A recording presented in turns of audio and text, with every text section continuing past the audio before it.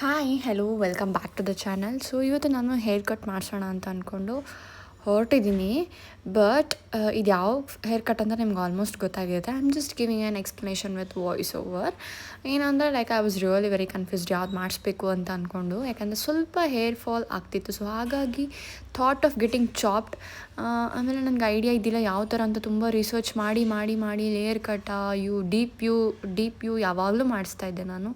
So we ಮಾಡಿಸ್ಲಾ ಅಥವಾ layer cut ಆಟ್ butterfly ಅಲ್ಲೋದ್ಮೇಲೆ last ಮೂಮೆಂಟಿಗೆ ಒಂದು video ಸಿಕ್ತು. ಅದನ್ನ ಸ್ಕ್ರೀನ್ಶಾಟ್ ಹೊಡ್ಕೊಂಡು ಅವ್ರಿಗೆ ಹೇಳಿ ಲೇಯರ್ ಕಟ್ ಬಟರ್ಫ್ಲೈ ಎರಡೂ ಒಂದೇ ಮ್ಯಾಮ್, ನೇಮ್ ಚೇಂಜ್ ಆಗಿದೆ ಅಷ್ಟೇ ಅಂತ ಅಂದರು. So thought of going to the new curtain bang ಮುಂದೆ ಮಾಡಿಸಿ ಬಟರ್ಫ್ಲೈ ಕಟ್ ಮಾಡಿಸಿದೆ. So it really came very nice and I am really loving with my hair ಸ್ಟೈಲ್ನ.